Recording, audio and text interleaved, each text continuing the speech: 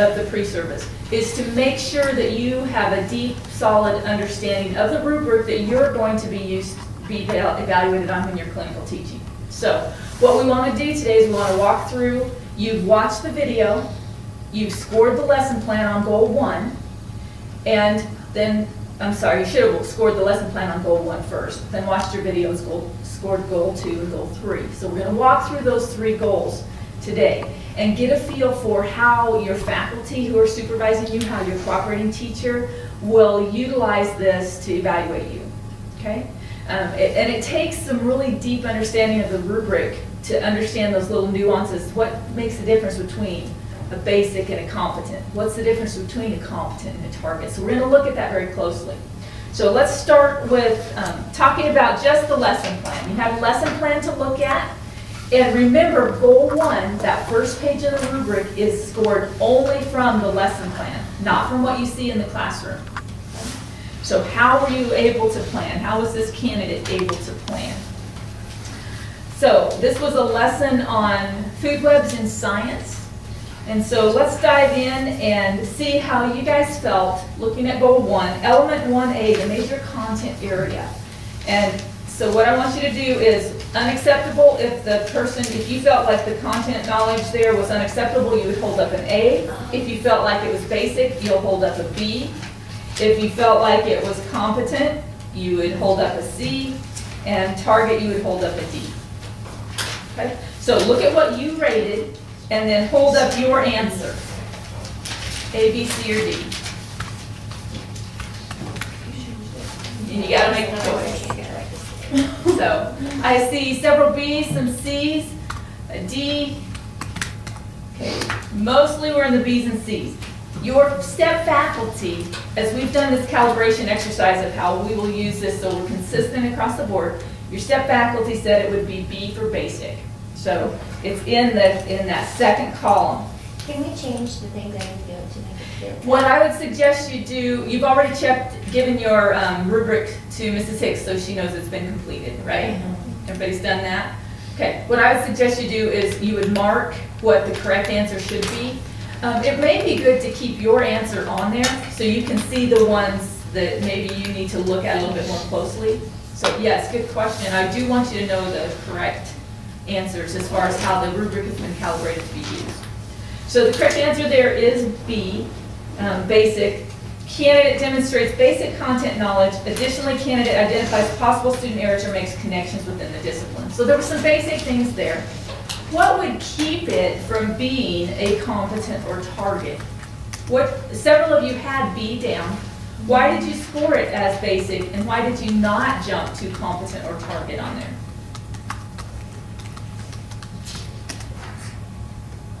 I just felt like it was kind of vague, like when you actually taught the lesson, then you could tell you had content knowledge, but by just looking at the lesson plan, you wouldn't know what he knew or what he was going to say or anything finally. Right, good. And Kayla brings up a really good point. The lesson plan should have enough detail that somebody who doesn't know about food webs could walk in and pick it up and teach it, right? That content should come through. And when you got to the actual instruction, we didn't know, as I was reading through here, I didn't know exactly what animals he was going to use or how that web was going to come together or what it would look like, the content itself. Does that make sense? So you want, even if he would have attached something that had examples on it, that would be okay, and then just say in the plan, 10 examples will be used, see attached handout. That's okay. You don't have to necessarily type everything in there, but everything's got to be a part of that plan. Okay? Good. So I had a basic on element 1A. Element 1B, talking about diverse and special needs students, including English language learners. Go ahead and hold up A, B, C, or D, how you would identify that one.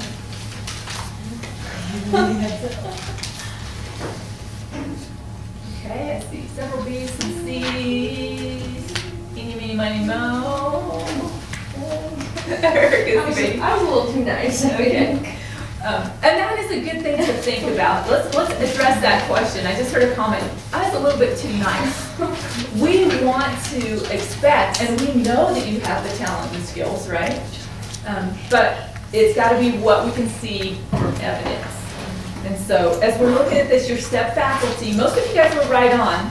I saw a split between B's and C's. So your step faculty actually agreed that this was a C, that there were specific accommodations planned for individual learners, and activities reflect multiple learning styles. He had some stuff in the class, right? And he had some stuff in the gym. So you had some kinesthetic, he addressed some vocabulary, which would help your ELL learners, right? So the one thing that it couldn't be a D, and I need to speak on Jesse's behalf. Notice what it takes to be a D. Specific accommodations are planned for individual learners. Activities reflect multiple learning styles. Okay, we have that. Candidate collaborated with appropriate professionals regarding diverse student learning needs. Our old lesson plan template, there was no way for us to tell by looking at the plan if the candidate had done that. So the new lesson plan template, notice there's a spot on there on the new lesson plan template. So make sure you're using a new one. It's actually at the very bottom of the template. What professionals will you consult to gain insight and/or suggestions for helping all students learn? All students means gifted, means special needs as far as a learning disability, could be ELL students. All students fall into that category. And how will those ideas be integrated into the lesson? So now we've changed the lesson plan template to give you a spot to articulate. Did you talk to the SPED teacher? Did you talk to the ELL person in your building? What did you do to make sure that you're addressing those? So that's where we've given you now in the new template a place for collaboration. Make sense? So on Jesse's behalf, that piece was not there. And the same thing happens on element 1C. As we now look at the next one, learner development and readiness for learning, we scored as a step faculty, we scored that as unacceptable. Wasn't that Jesse hadn't done it, it's that our template didn't provide an opportunity for him to do that. The old lesson plan, if you look on his lesson plan, there was no place on there to talk about readiness for learning at all. And now we've built that in. Does that make sense? And at the very beginning, we didn't have that fifth column under the overview, or that fifth row. Now there's a student readiness to learn section where you can address that. So again, a reminder to you guys and to our online folks, make sure you're using the most current lesson plan template because it has been updated this year to reflect those pieces. We went through and did this revision based on the new in-test standards that are out. And so there were some pieces they were asking for in the new standards that we did not have on here. We expected you to do it, but we didn't have a place to document it and have data from it. Okay? Any questions on that? Anybody need to do laps to wake up this morning? This is my class. Okay, so far on the template we have basic on 1A, we had competent on 1B, on 1C we had unacceptable because we've adjusted that template, that's on us, but now that's in place to be able to address that readiness to learn. Let's look at element 1D, local and state and national curricular standards. What did you guys vote? A, B, C, or D? Unacceptable, basic, competent, or target?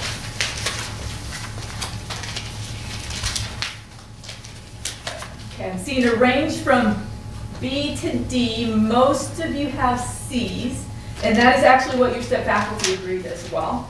The candidate identifies either district or state and national standards, and they align well with the lesson objective. So what would be the difference? What would this candidate need to do to move from that column C of competent to that column D of being on target and the highest score? District standards. Right, your district standards. A lot of us, you guys have worked a lot with your state standards, right? You know what those new standards are, whether you're talking next generation science standards or whether you're talking the Common Core for English and math or college and career readiness. You guys have looked at those standards quite a bit, okay? Thinking about how that fits now within the district curriculum moves it to the target level. Because districts are going to shuffle those things a little bit different. You have to unpack those standards, right? You've had those conversations. Districts do that within their own districts, and you need to know, how is what I'm teaching going to help them when they go to the next grade? Where does it fit in the whole sequence of things? All right, so element 1E, setting instructional outcomes. How did you rate that one? Unacceptable, basic, composite, target, A, B, C, or D?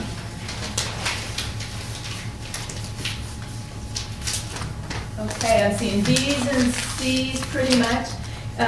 So some of you guys were a little bit tougher on Jesse than we were as faculty. We actually said C. We felt like that the outcomes, he was competent in setting those. If you read the description, outcomes are clearly listed and focus on student content learning. So he did that, right? Outcomes represent high-level learning in the discipline or suggest viable methods of assessment. Okay? So there's an or there. So what would it take to move into the next column? It's an and, right? And let's talk about what is a good way to suggest viable methods of assessment? What's key in writing those outcomes? How am I going to know as a supervisor if there are ways to assess that? How do you write an outcome? What would you say? What would you say? The learner. Like use your Bloom's taxonomy. That's right. Okay, good. In case you didn't hear that, Kayla said Bloom's taxonomy. Those action verbs. So look at what Jesse had there. He had students will understand organisms' role in the food web. How do you measure understanding? That's a good goal, right? But how do I measure that? Understand is not an action verb. Remember back in INA, you talk about those, and in your methods, you talk about those. His second one, students will compare and contrast organisms' presence and absence in the food web. I can have students compare and contrast, and I can see what they know, right? So one of them was written with an action verb, and one was not. Make sense? So use your Bloom's taxonomy, use that flip chart, or there's online resources as well. Write your objectives in ways that you can measure them, not as goals. All right, vocabulary, language, and culture. That's element 1F. If we look at that, how did you rate this plan? Remember, we're just rating the plan at this point, A, B, C, or D.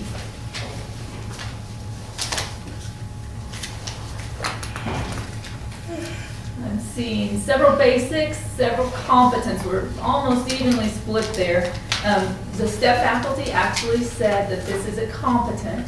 We put this as a C level competent. The description for this, the candidate understands the role of language and culture in learning, identifies key vocabulary for the lesson, and connects instruction to students' background knowledge. Okay, let's talk about that, because some of you said B. Where in the lesson plan would we go to find that information if we're scoring this? As you're looking at the lesson plan that Jesse did, where would you find if he's talking about vocabulary, language, and culture? Well, there's vocabulary key concepts. Good, Andy. He did list the key concepts, right? Vocabulary key concepts. So he listed a lot of those. Interestingly, as you watched the lesson, did he talk about those? A few of them, there were some that never showed back up, right? So he identified, if you identify it, if it's important enough to identify for the lesson, it needs to be part of the lesson. So when we actually watched the lesson later, some of these never came, some of them did, but some of them never came in. So thinking about those connections there. Okay. Anything else? Could come in and understanding their readiness a little bit too, or their background knowledge a little bit too. But he did list those in the plan itself. And what moves it then from competent, what would he have needed to have it to move it from competent to that target level? What was missing? Strategy? Exactly right, Annie. Strategies. It says plans, instructional strategies. If you look on the reading and the text strategy, vocabulary, key concepts, If you notice on the new lesson plan template, there's a place there that, I guess it said it on both, terms and concepts identified and strategy used. He identified the terms, but he never identified any strategies to use to help the students learn those terms. So on the new lesson plan template, there's actually a reminder to identify the strategies as well. Okay, moving to teaching and learning resources, element 1G. See what you guys voted there, A, B, C, or D?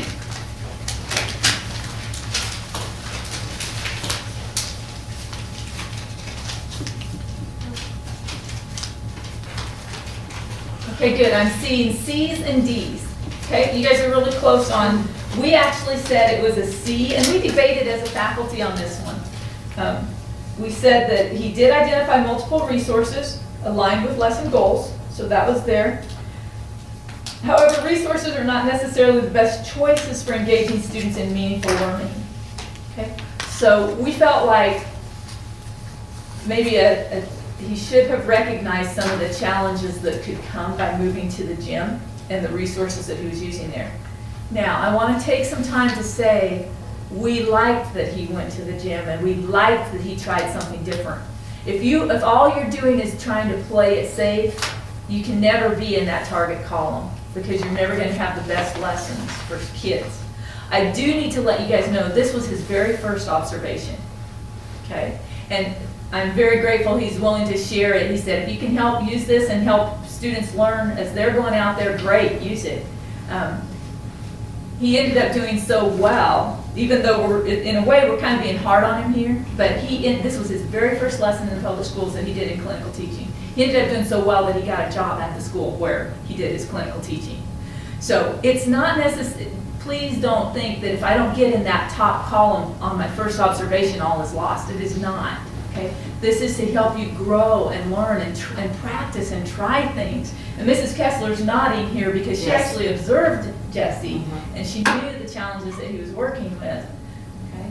But we are not doing the best that we can for you if we just say, oh yeah, you're great. And then you get out there on your own and it's like, oh my, I wish I would have learned this, I wish I would have learned this. So our goal is to help you advance. And the way that we use this rubric, we use the same rubric every time that we come out. And as long as you're advancing and increasing, we take the top score on the rubric by the time you're all said and done. Does that make sense? It's a holistic look, even though we're getting snapshots at different points in time. So, some of you guys said C's and some of you guys said D's. Question? Okay, yes, the correct answer there as far as a faculty, how the faculty came together and discussed how we would score this was C. One of the things that we thought, with experience, as a teacher, you will recognize, you know what, string would have been a challenge here. But that comes with experience too in your planning. And the more experience you have, the better you are when you become at planning. And the ideas of the challenge of going to the gym. It is a challenge. Is it worthwhile doing? Yes. But thinking through some of those things to make sure all students would be engaged. Okay. Element 1H, designing coherent instructional activities. And what did you guys say there?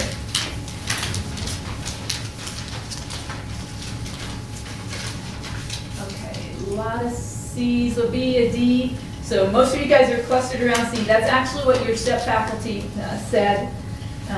The one thing that we felt could move it from the competent level to the target level, we did feel like all of that first part was met. Notice that activities support instructional outcomes, activities follow an organized progression, and designed to engage students.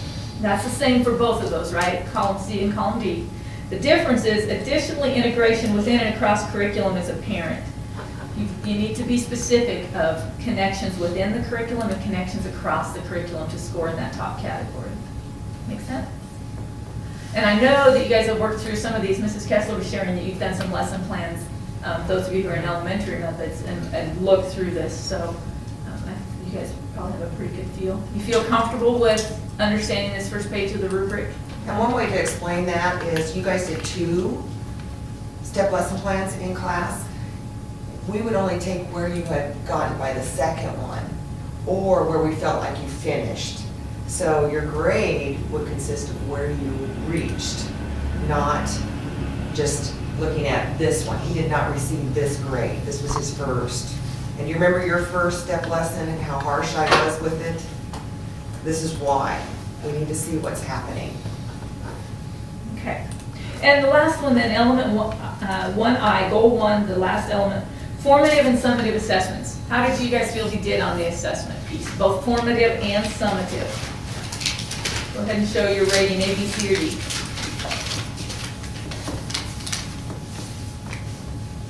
I see an A, several B's, several C's. Actually, we said it was basic. Okay, this is one where we're scoring it a little bit lower than some of you were scoring. Assessment is planned.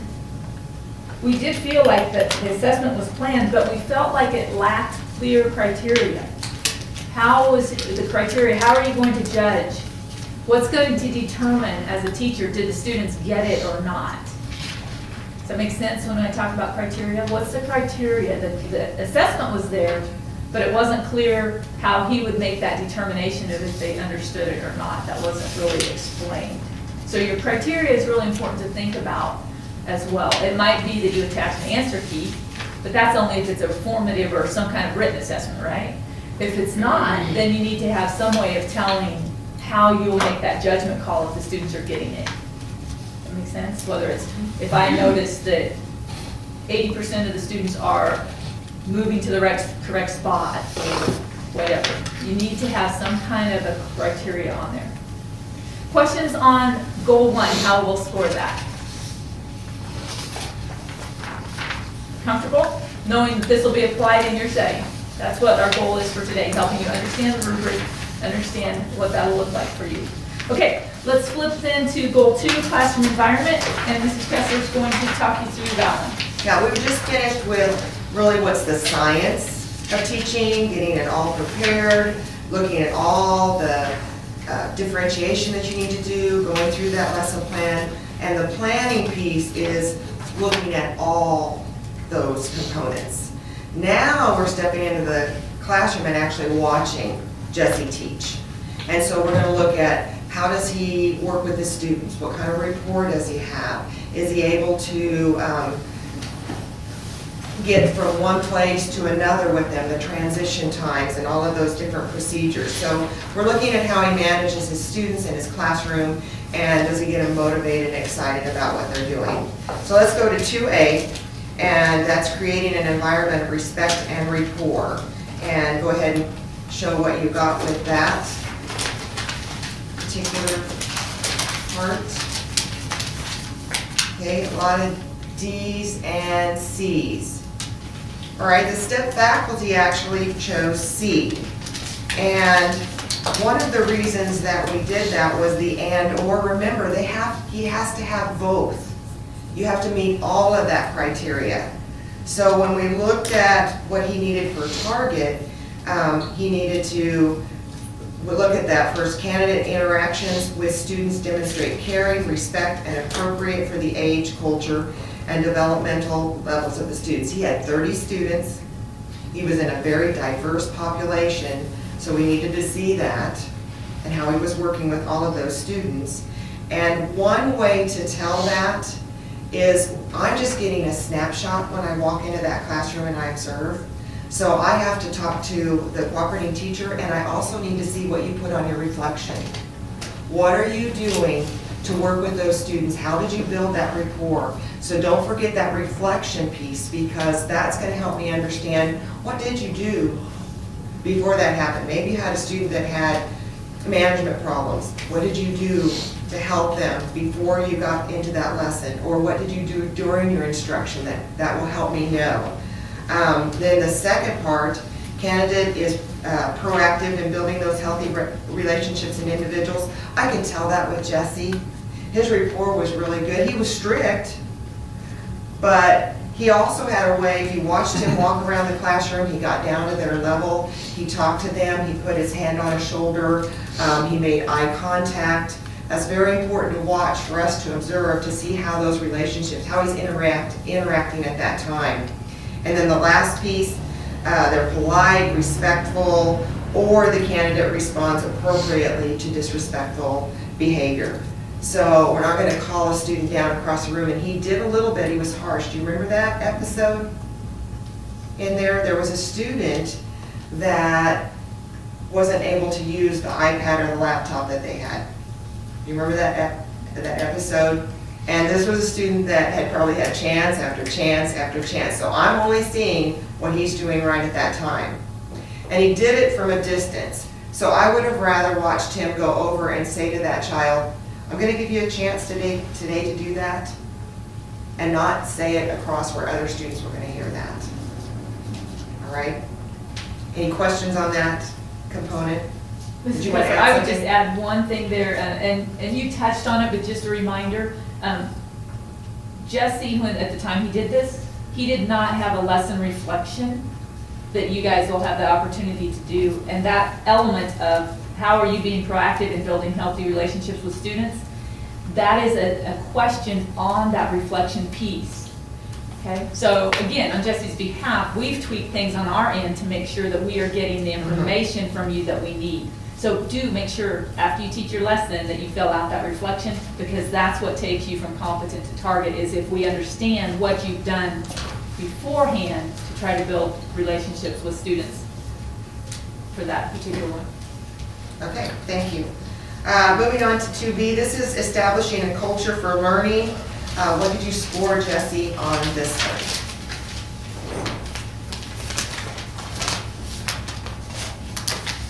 A lot of C's. This table over here, this side's C's, this side's D's. That we did as a staff score Jesse as a C. And I'll talk about why here in just a second. He did establish high expectations. This was a culturally diverse school, and he set those high expectations. You could tell by his demeanor with that. He did convey the importance and effort of learning, and he was using collaboration. Now, what would have made it go to a D then? What would we be looking for to make sure that goes to a D?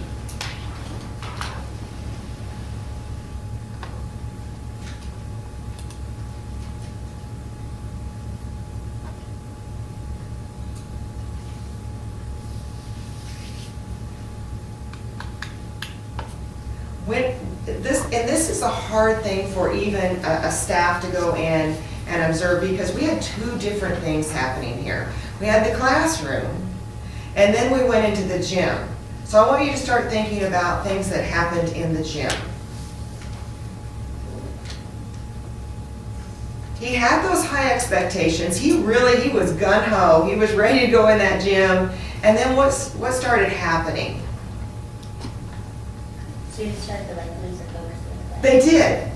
They did. It was time consuming. He didn't have the string cut. There were some things that in his planning he didn't think about happening.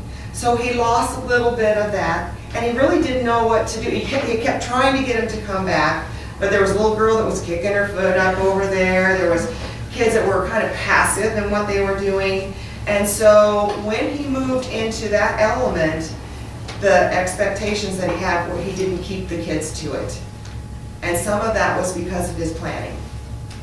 So that's why that was not a D, is because of what happened when he moved into that different element. You see where that difference was? And we have to look, as a teacher, we're looking at that overall picture, and it has to meet the needs in all of it. Okay, moving on to 2C. This is the part where we look at the management. How are those transitions? Are they following routines? Do they know the procedures? What did you score, Jesse, on this one?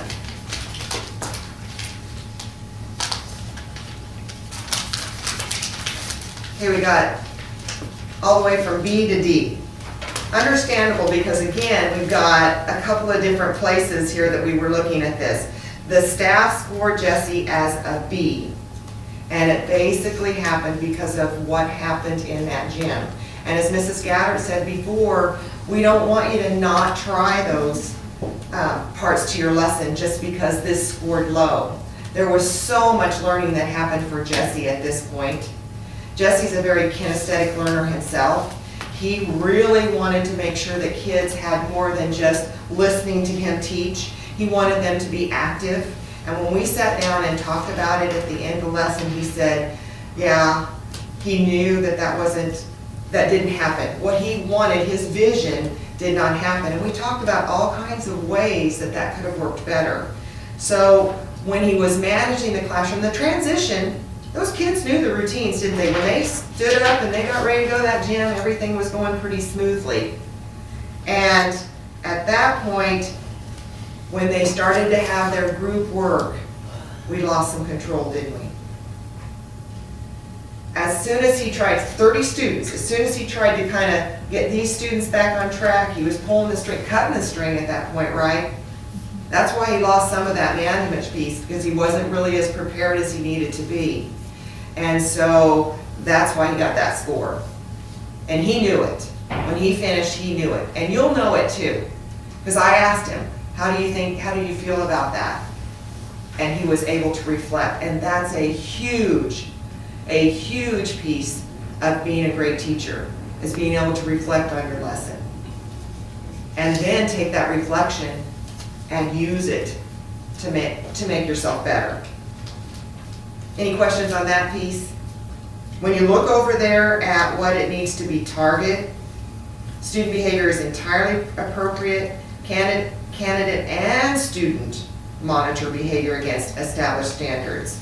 So he really kind of prepared them pretty well, but then, and they started out pretty good, and then once everything got into place and we had a lot of stream going, he lost the management piece there. So remember, you need that whole piece at the end. And that is a tough one. I will tell you that's a tough for a veteran teacher, and it is something that you need to have in place before you go in there. On your lesson plan, have all the things you could do to help you with management written in place so that you have them there. Even if you don't think something might go wrong, go ahead and say what you might do if a student isn't following the procedure. I hear a lot of, well, I'll just walk around and make sure everybody's on task. Well, that's one thing, but what if they aren't? What are you going to do then? How are you going to get those students back into control? So be sure in that piece that you have those ideas written. It's so much easier if you have them.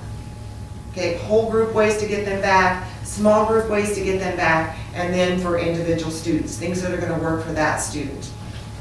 All right, moving on to the next one. I may talk too much here, so just move me on, Mrs. Gabbard.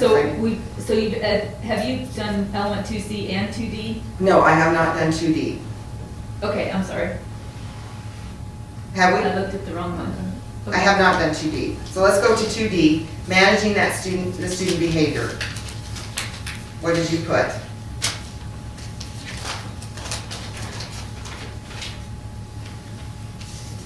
Oh my gosh, we had almost all C's.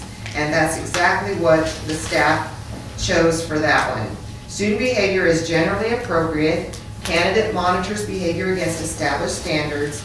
Candidate response to behavior is consistent, proportionate, respectful, and effective. We felt that, but when you look at the next, when I was talking about that particular student, is he sensitive to individual needs?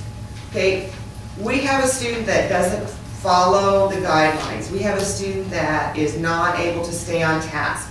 Jesse needs to have in his plan his weapons for how he's going to handle that child before that incident happens. And then also doing that in a confidential manner, how you're going to respond to that student. Something you wanted to add for that? Okay. All right. Moving on to 2E, organizing and use of physical space. What did you put for this?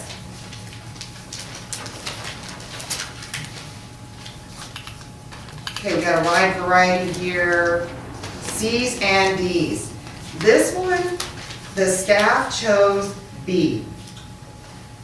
Now look at what you chose, because we had a lot of C's and D's. What's the difference between that basic and what we need to get to for a target? Look that over. Look those two descriptors over.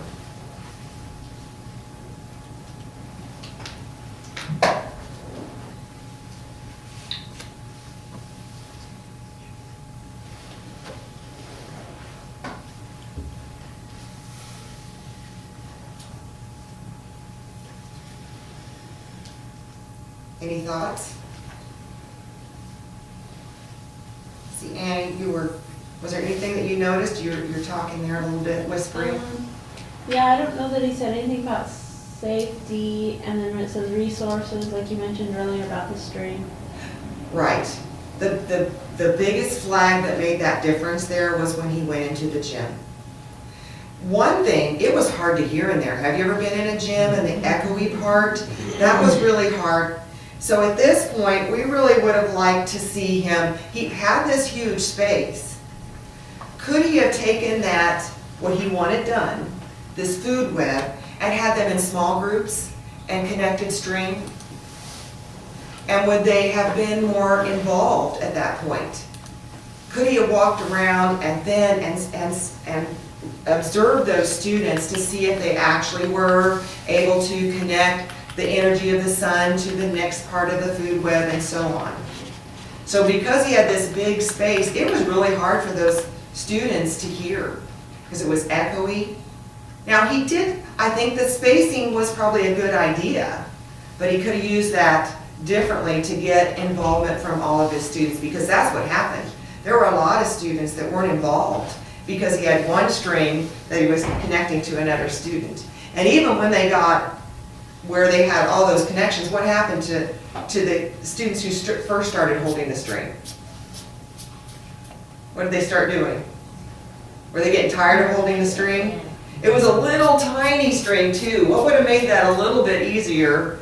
Because even when they pulled it, they dropped it a few times. Did you notice that? So having the string ready, a different type of string, working it in a smaller group, and having that big space would have been okay with that. Maybe demonstrating it at the beginning, how this is going to work in the classroom, and then taking that into the gym so that you didn't have to give as much directions in that big echoey space. So that's why we chose the difference of that. This is a new one that we added. Is that right, Mrs. Scatter? The withedness? That was not on our... I think it was on the old one. Okay, it wasn't worded this way, a little bit different. But 2F, how did you feel he was with his withedness? How to respond when things are just happening.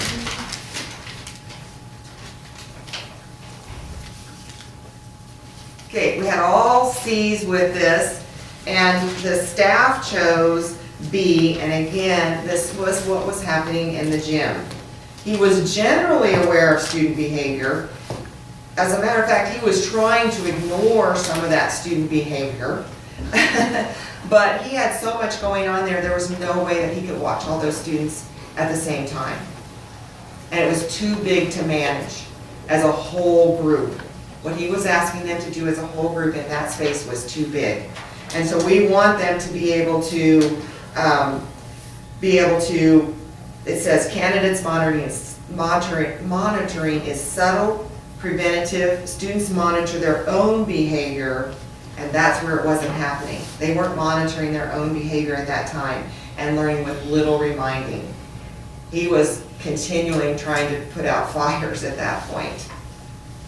Okay, moving on to 2G, motivation and engagement.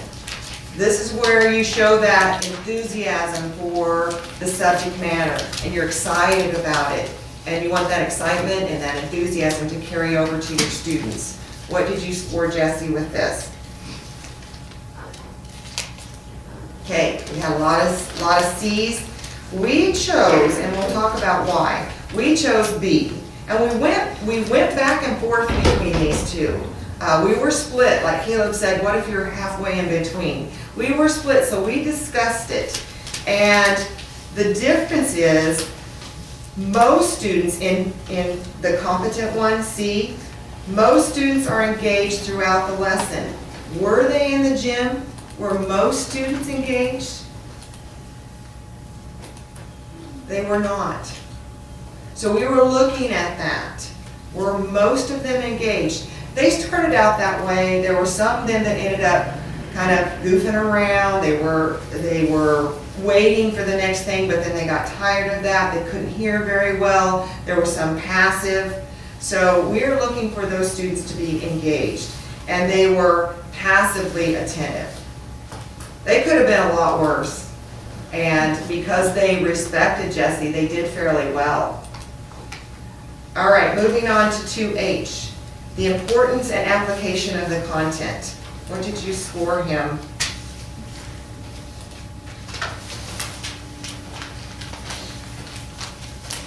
Okay, a lot of C's and a B. We actually, as a staff, scored him a C also. He was enthusiastic, right? He was. He was excited about that. That's really Jesse. That's his personality. That's his philosophy in life and philosophy in education. He wants students to get excited about learning. And then the second part of that, and it describes the relevance of the content. And we did not choose the target part because in that one, the students were not enthusiastically engaged in the lesson throughout. And we needed to see that throughout. So that's why we scored him a C. And the last one, working with support staff. You saw that Mrs. Gaddard talked about collaborating on the lesson plan sheet. So that's a place where you can really focus on that. You will be working with your cooperating teacher, resource teachers, you'll be working with paras, and you need to have established that relationship and what you're expecting from each of those during your lesson, and also what they're expecting from you too. So you need to build that relationship. That is a huge part of how your school community works together, those relationships that you build. So very, very important piece to being successful in your school. So what did you score, Jesse, for this one? Okay, we have a wide range. We go everywhere from A to D. So maybe we need to talk about this a little bit more.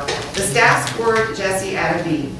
He works with support staff on a minimal level or with limited effectiveness.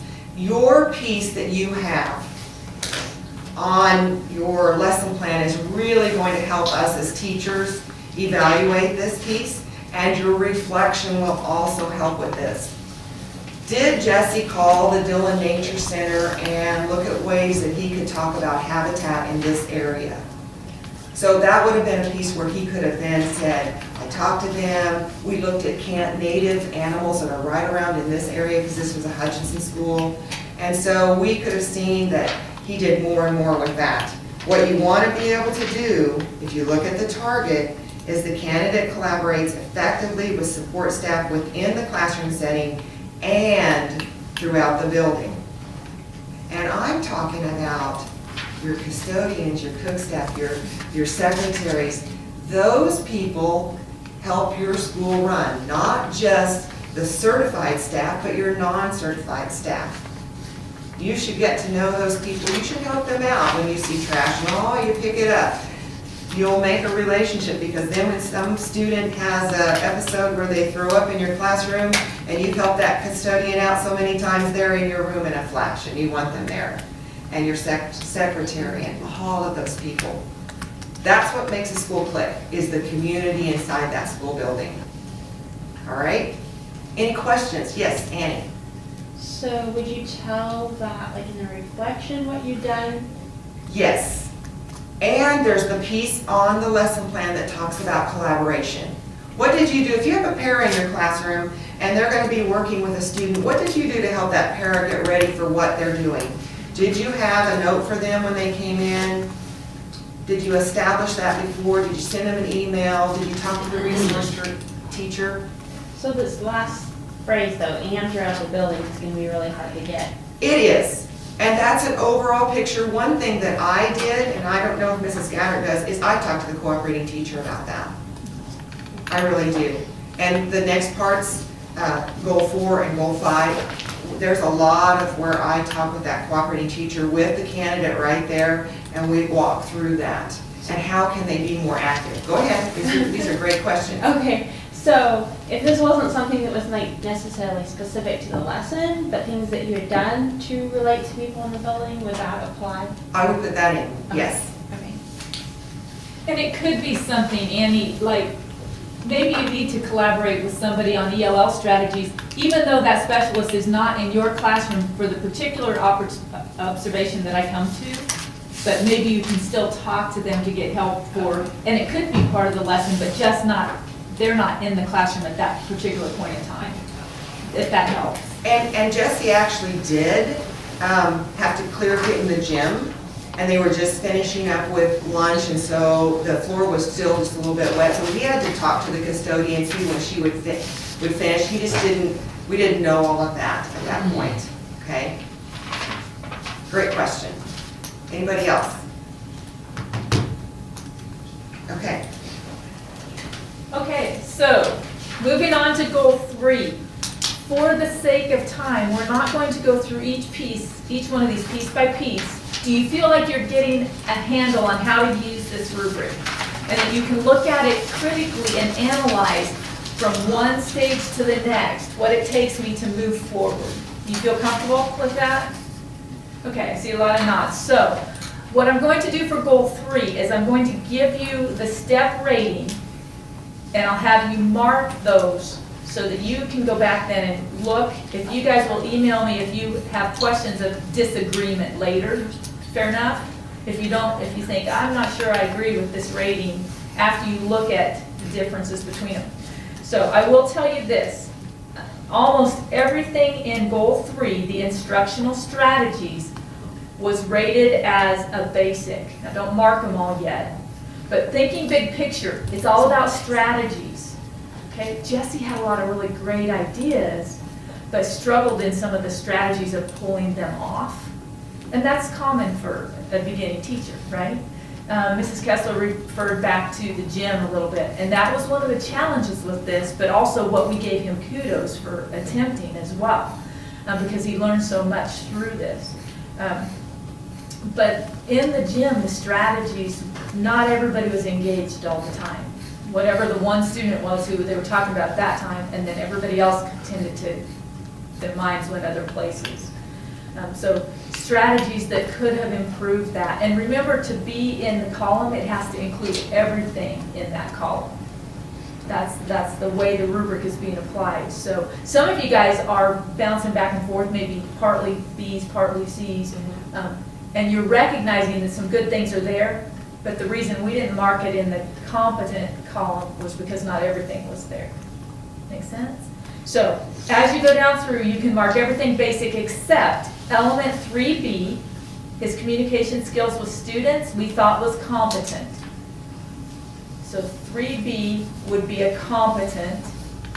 Everything else on that first page is going to be in the basic column.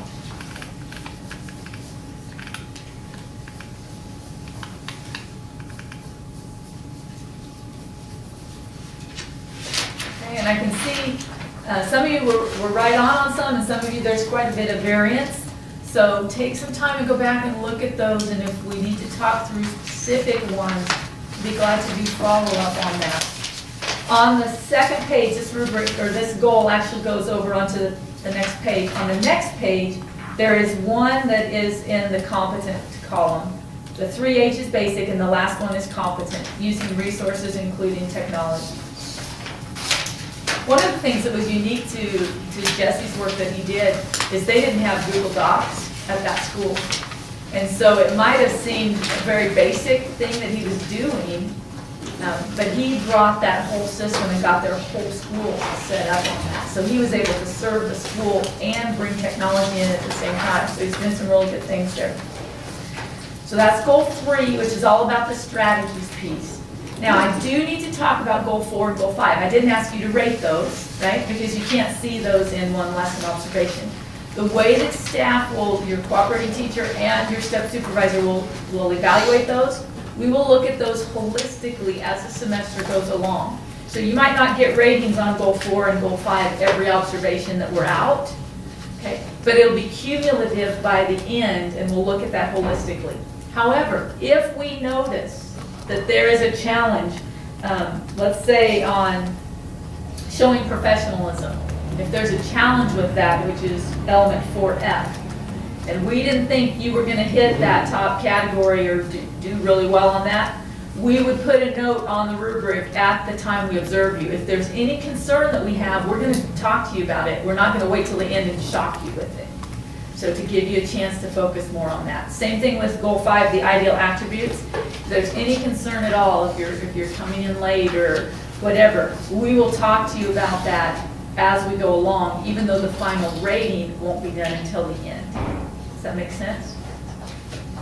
For goal 4 and goal 5.